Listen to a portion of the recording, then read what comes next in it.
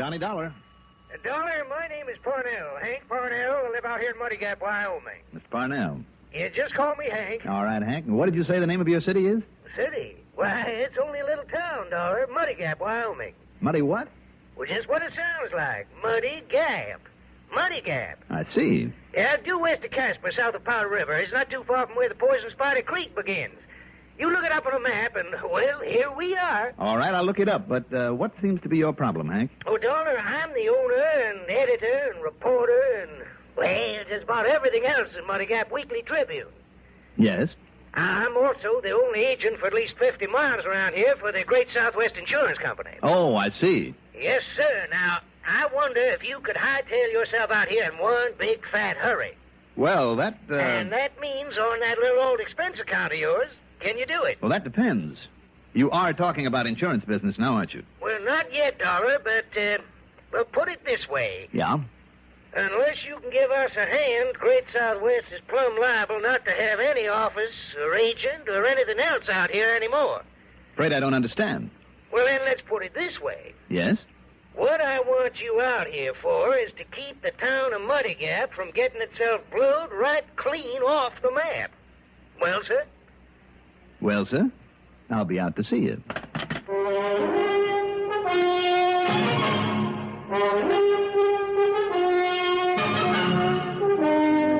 The CBS Radio Network brings you Mandel Kramer in the exciting adventures of the man with the action-packed expense account, America's fabulous freelance insurance investigator. Yours truly, Johnny Dollar.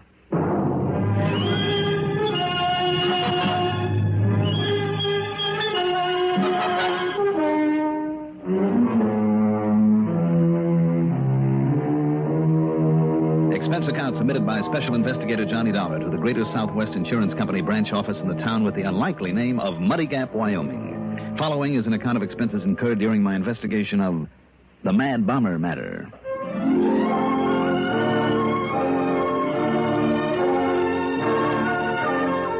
Expense account item 1. $192.80 transportation by plane, train, and car to Muddy Gap. That includes a stop and bite of late supper at Casper, Wyoming, where I picked up a rental car. Muddy Gap is in the middle of thousands of acres of range land for beef cattle in what used to be Indian country, where the Sioux and Cheyenne carried out many a bloody raid against wagon trains plodding along the old Oregon Trail. There's oil in this country, too. Muddy Gap consisted of a railroad siding, one main shopping street, and a surprisingly neat residential section, all of it pretty much surrounded by a tank farm. How many millions of gallons of crude oil were stored in those huge steel tanks, I'll never know. But it must have taken a mighty big pipeline to handle it. It was obvious that oil storage was the town's principal business. The combination insurance and newspaper office sat alone at the end of the street, and despite the late hour, Hank Parnell was there waiting for me. He was a long, lanky, not too bright character, dressed in jeans, an open shirt, cowboy boots, and the inevitable white Stetson. Instead of a horse tied up out front, he had a battered old touring car, minus the top and covered with oily dust, to get out and around and dig up news items for his paper, he said. Oh, and I guess I forgot to tell you, Dollar, I'm also mayor of this town, a sort of city clerk. And dog catcher as well, Hank? Well, now, you know something? If we had enough headed dogs around here to worry about, I'd probably be that, too.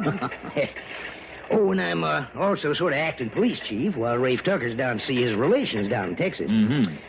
So, you see, I got plenty of reason to be worried about this nice little town of ours. Worried about what exactly? You notice all them big oil tanks all around out there? Oh, you sure got a lot of them. Yes, sir. You imagine what'd happen if one of them, just even one of them, was to maybe explode? Dollar, there'd be just one long, continuous boom, and Muddy Gap wouldn't be no more. And maybe nearly 300 nice, fine people either be dead or, at the very least, homeless. Well, do you think something like that might happen, Hank? Unless you can somehow stop it, Dollar.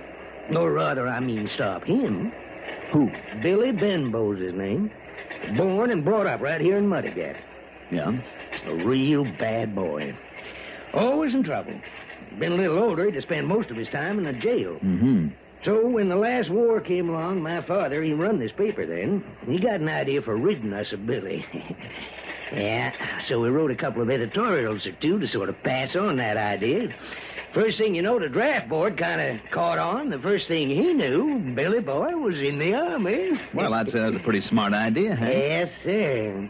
Except that when Billy realized how he'd been kind of, railroaded into the service, he swore loud and long as to how he'd come back here someday and get even with this town. Well, I don't see why. What's wrong with the Army? Oh, not a thing. Just the way he got put there that rankled him. I see. Anyhow, all the time he was on the other side, they had him working on explosives. He got to be a real expert. Every time he'd set off a charge, to blow up a railroad or a bridge or whatever, he'd say, now, that's for so-and-so. Bahoom. And this one's for so-and-so. Bahoom. And every time he'd name somebody here in this town, starting, of course, with the draft board. Became a real obsession with him. Oh, it was more than that. It was like a mania. Yeah, Billy Benhow simply wouldn't forget. Now, surely, Hank, after all this time... Now, wait a minute, Dollar. All right, go ahead. Whether it was all the damage and destruction he was doing or whatever it was, I'm not sure. But, Dollar, there at the end of the war, well, maybe it was shell shock or battle fatigue or whatever they want to call it, Billy went completely off base. Oh, that's too bad. Yeah. The first thing he did when he set foot back in this country, back there on the East Coast, was to start blowing things up. So, of course, he ended up in one of them state hospitals back there and never recovered. No, never got over it. Well, if he's in the hospital, Hank... Well, he was. But then a while back, he escaped. You see what I mean? You think he'll be coming here to carry out his old threat? Well, Dollar, a couple of days ago, I got a phone call right here in this office. Yes? All the voice said to me was, I haven't forgotten. And he hung up. The voice of Billy Benbow? Well, who else? Who else could it have been? I wonder. Well, I don't. It was Billy, all right. It had to be. And what he meant was, in his twisted way, Billy meant he's coming back here to get even. Well, now, Hank... Well, who knows? Maybe Billy's right here in town right now, hiding out somewheres, just waiting for a chance to blow us all to kingdom come. And don't you forget for 1 minute, Dollar, he was an expert with them explosives. But, Hank, if it was this Benbow, why would he make a point of warning you?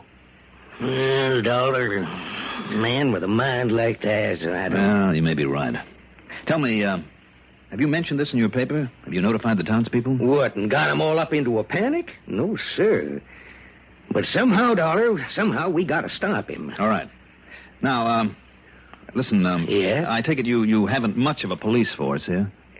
Well, we never needed much of a force in a peaceful little town like this. Well, how about the county or state police or whoever's available? Oh, sure. What? Oh, they'd be glad to help. Yeah? Come right over here and help us all they can. When and if Billy tries something. Well, by then it might be too late. Yes, sir. Because every day now, once a day, along about this time, this phone of mine has rung. And when I answered, there wasn't nobody there. So it's Billy, wherever he is, just adding up to that warning he gave me. Possibly. So, well, you got any ideas, Dollar?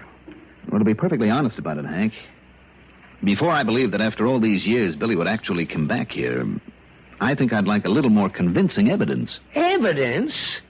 Well, what's he got to do to convince you? You mean to say you won't believe it until he... Oh, no. There it is again. Well, maybe it's one of your subscribers. You pick up that extension. Same time as I pick up this. All right, if you like. Okay? Yeah, now. Hello? Hello? I think I'd better prove that I haven't forgotten. Billy? Is that you, Billy? That's right.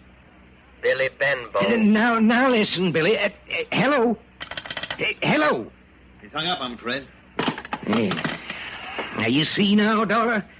I told you he wasn't fooling. I told you that... Listen, what was that? I don't know. It sounded like it came from somewhere just outside of this building.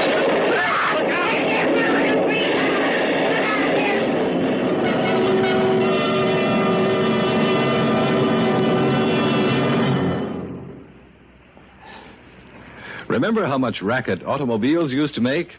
Time was you practically had to bellow to make yourself heard above the chatter and roar of the engine, the howl of the wind rushing by, and the rattling a rough road gave your poor old buggy and brains. Nowadays, with vastly improved automotive engineering and magnificent new superhighways, you literally purr along the road. This is a vast improvement, but one that can offer danger if you're not alert. You're sitting behind the wheel with the miles of highway unrolling smoothly beneath you. Suddenly, a sharp curve jumps in front of you, and you find that you have to use all the skill of a professional racer to navigate that curve without getting into real big trouble. Your car was so quiet that your speed had crept up stealthily during those long miles of straightaway. You were burning along without realizing it. The point here, a simple one, is this. Your speedometer was put there for a purpose you can't afford to forget. Keep alert, take care, and get there. The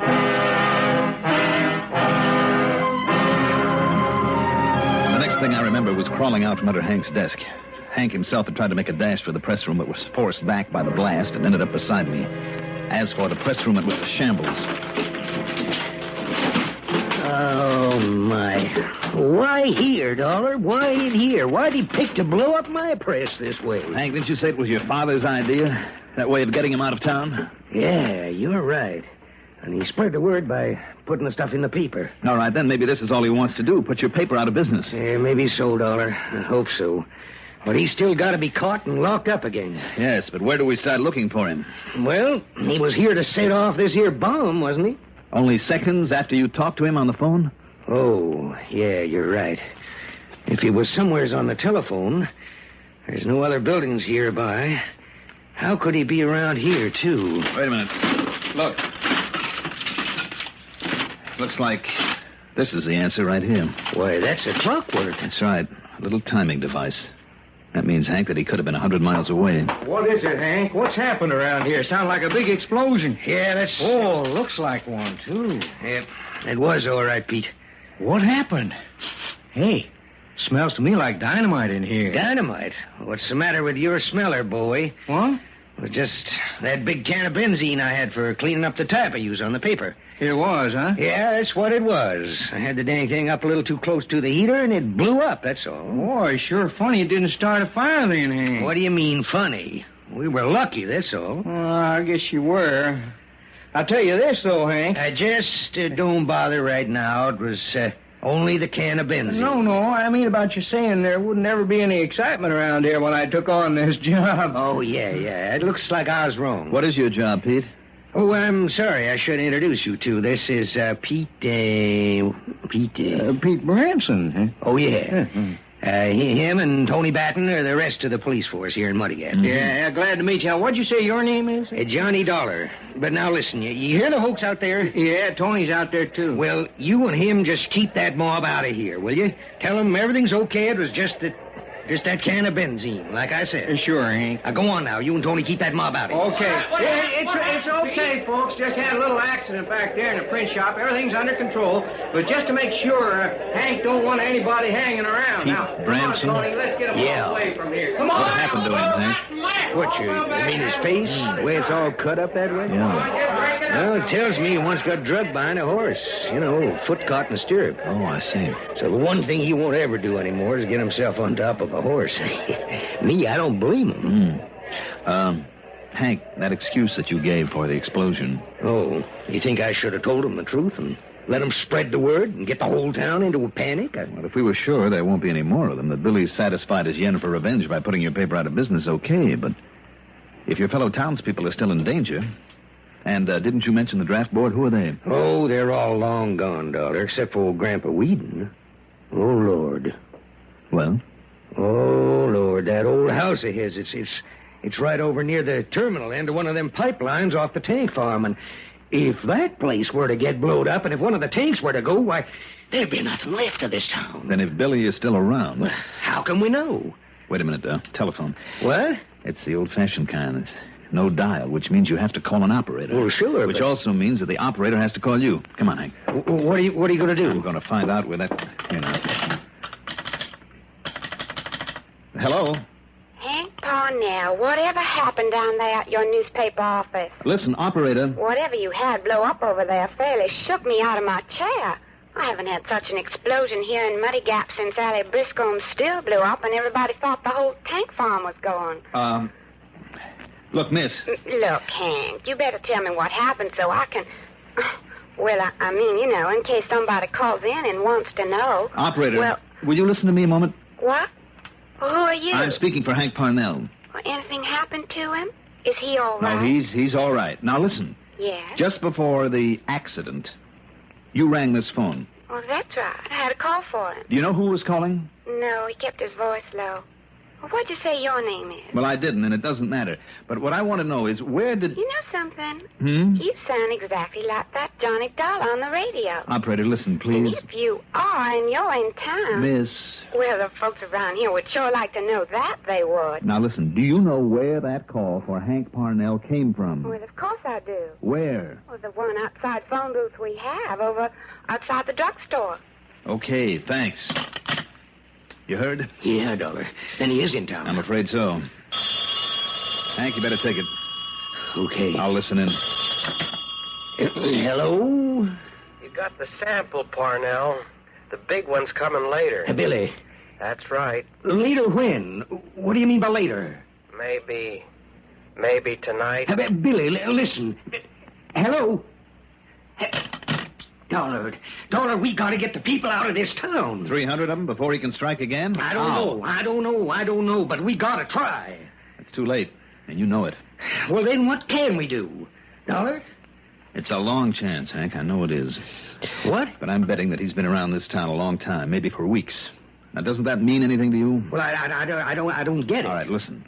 Now, this crazy hunch of mine may be all wrong, but if you'll let me handle this my own way...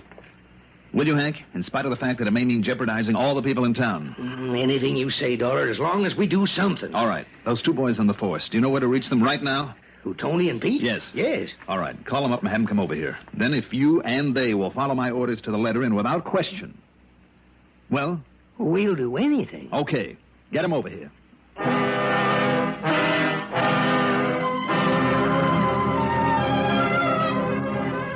It meant staking a lot on my limited knowledge of the criminal mind, possibly risking a lot of innocent lives. But I felt sure now that my hunch was right. Fortunately for my plan, Tony Batten got there first. When I told Hank and Tony what their job was, for a moment they couldn't believe I was serious. But they agreed to say nothing to anyone, not even to Pete. Tony went outside, then waited in Hank's old car. When Peter Branson arrived, Hank put him under my orders, and he and Tony took off. Well, I guess I was right, huh, Mr. Dollar? That was some kind of set explosion in here, wasn't it? That's right, Pete. It was set all right by an expert. And you got some idea who might have done it? Either you and I are going to find out or this town's in danger of being blown to bits. Are you kidding? Not a bit of it. I see you carry a gun. Yes, sir, right here in handy. And if what you say is true, maybe you ought to have one, too. Well, you better let me have yours then, Pete. Well, now, wait a minute, Mr. Dollar. It's your idea. Well, yeah, I know, but... Well, let me have it. Orders, Pete. You're under my orders, remember? Yes, sir. All right. Yes, sir, here you are. Good. Now, shall we go? Where are we headed? Out to see an old man. Old Grandpa Whedon. Oh, now, you don't think he had anything to do with this explosion, do you? Pete, I think this mad bomber plans to hit him next. Did you say mad? That's right. Oh, I see. We're going to go over Grandpa's place with a fine-tooth comb because a bomb may be planted, may be ticking away out there right now. And if we don't find anything out there? Well, we'll see. But why do you think this man would pick on him? Is it a man? Well, I certainly guess so. But why on Grandpa? Well, because once he was a member of a draft board. Well, now, that don't make sense, does it? Maybe not, but does anything make sense where a madman is concerned? You're calling him mad again. You don't like that word, huh? Well, it makes no difference to me, but if there was a madman out on the loose out there... Pete, he might look every bit as harmless as you do, or as I do. Yeah, I see. Okay, then. Let's go on out there and have a look, but I'm betting we don't find anything. You don't think so, hmm? Well, I bet on it. Well, then maybe we won't. It seems to me Hank had a little trouble remembering your last name, Pete. How long is it that you've been on the force? Huh? Oh, a few weeks, I guess. Mm-hmm. Mm-hmm. Ever since you first came to town, huh? Why, yeah, practically. Mm-hmm. And before that? Oh, you know, working around the ranches and... Oh, I thought you didn't ride. Well, no, not anymore. Oh, what do you do then? Oh, you know, odd jobs. Well, why you ask that? Well, your hands. They look kind of soft to me, you know? Hmm? Another thing, come to think of it, seems to me you immediately recognized the smell of dynamite when you came in here. Didn't you? Well, look, you want to go out there, let's go. And, those scars on your face? What you getting at? They're from an explosion, aren't they? I said, what you getting at?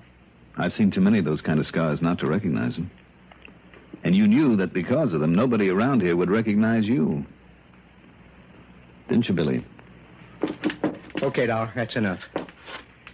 You see this? You got another gun, hmm? That's right. So instead of reaching for the one I gave you, just you reach up high. Now reach. I knew I'd have trouble when you come in town. Because you ain't dumb like the rest of these jerks around here. But not anymore, Dollar, because I'm going to kill you. You think so, Billy? Yeah. And then I go back to my place and I get the rig. It's all ready except for the setting of the clock on. Billy? Shut up. You know where I plant it then? Yeah, out by old Grandpa Whedon. You hear me? Out there by the tank farm. And I set the clock, so I only got time to get away. Get away in that nice car of yours, Dollar. Now, Billy, listen to me. No. You're only trying to stall me. So first it's you, and then I go get that rig. This rig, Billy? Huh?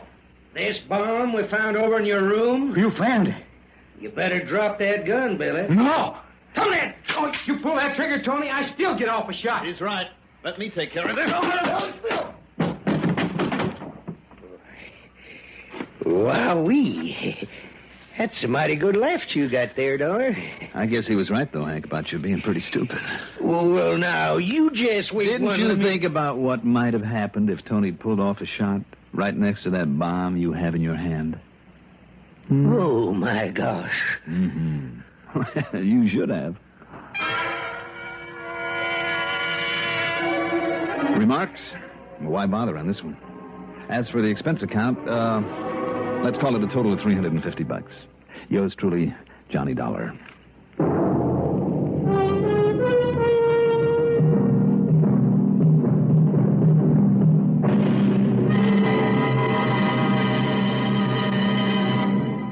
Now, here is our star to tell you about next week's story. Next week, a beautiful girl, a handful of coins, and a mysterious disappearance.